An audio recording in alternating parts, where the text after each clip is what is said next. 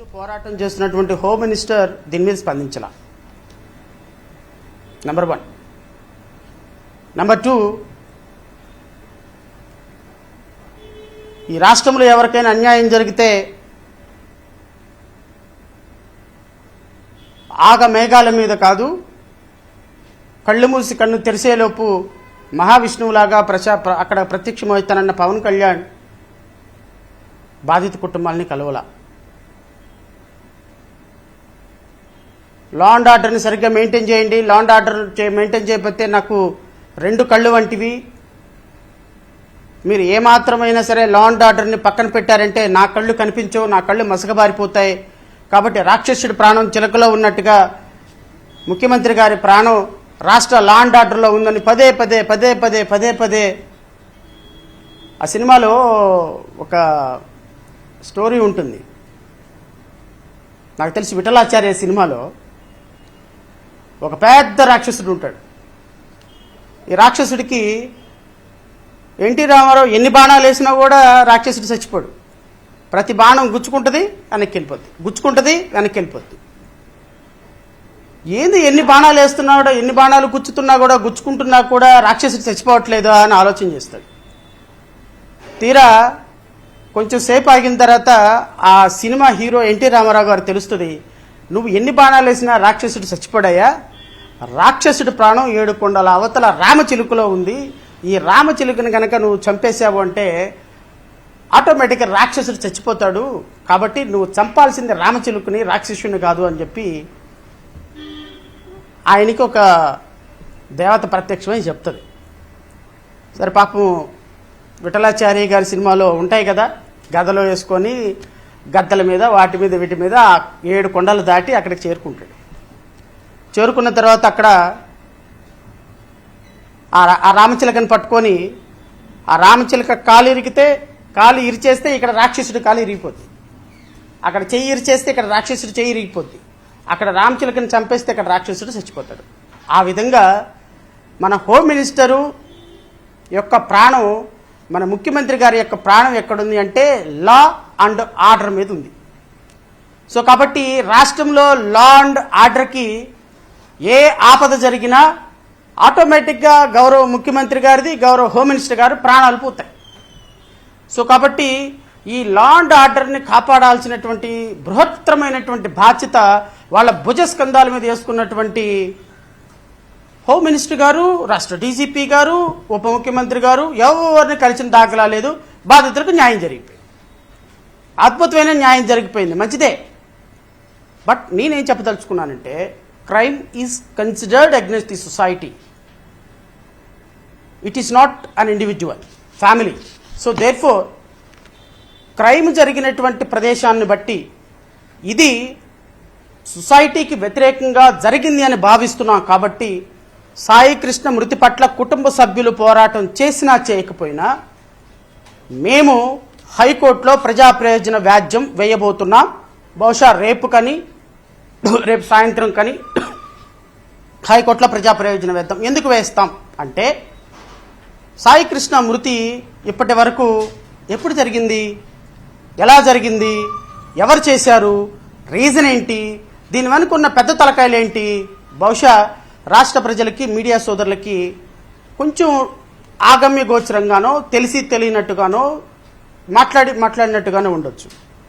కానీ నాకు అత్యంత విశ్వసనీయమైనటువంటి సమాచారం ప్రకారం, నాకు వచ్చినటువంటి సమాచారం ప్రకారం ఈ దాడిలో ఎవరెవరు పాల్గొన్నారు, ఎంతమంది పాల్గొన్నారు, ఏ హోటల్కి తీసుకెళ్లారు, ఎక్కడ ఖననం చేశారు, ఎన్ని గంటల ఖననం చేశారు, ఏ డాక్టర్ ట్రీట్మెంట్ చేశారు, ఏ విధంగా అనాథ శవంగా కాల్చారు అనే దాని మీద పిన్ టు పిన్ ఇన్ఫర్మేషన్ ఎవరైతే దాడిలో పాల్గొన్నారో వారిని ప్రత్యక్షంగా చూసినటువంటి ప్రత్యక్ష సాక్షి నాకు ఇచ్చినటువంటి ఇన్ఫర్మేషన్ నేను రాష్ట్ర ప్రజలతోటి ఈరోజు షేర్ చేసుకుంటున్నాను.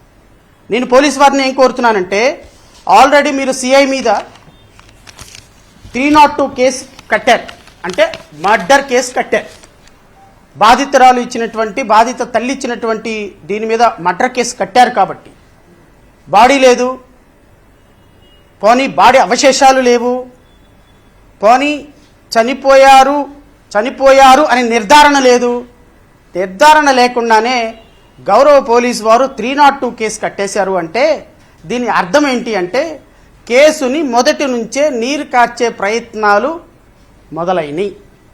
ఎందుకంటే రేపొద్దున ఇది మిస్సింగ్ కేసు కింద కట్టి మర్డర్ కేసు కింద కన్వర్ట్ చేస్తే that is a different issue.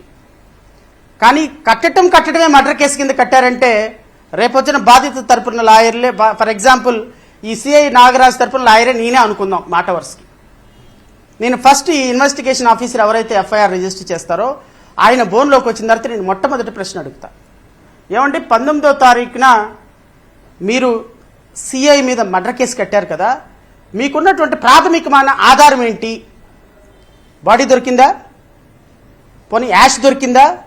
పోనీ ఏమైనా సమాచారం దొరికిందా? ఏమి సమాచారం లేకుండా కేవలం బాధితులు ఇచ్చినటువంటి ఒక ఫిర్యాదుతో మర్డర్ కేసు ఎలా కట్టారు నేను అడిగితే బహుశా ఈ కట్టిన ఎఫ్ఐఆర్ కట్టినటువంటి వ్యక్తి యొక్క సమాధానం ఏంటో మీరే ఆలోచించండి. ఎఫ్ఐఆర్ కట్టిన మొదటి రోజే ఈ కేసుకి మంగళం పాడేటువంటి కర్పూరం అప్పుడే పెట్టేశారు. సో కాబట్టి ఎఫ్ఐఆర్ కట్టడమే ఒక తప్పుడు భావనతో కట్టారు. కాబట్టి నేను ఈ case central bureau of investigation చేత విచారణ జరగాలి అని మా పార్టీ కోరుతుంది.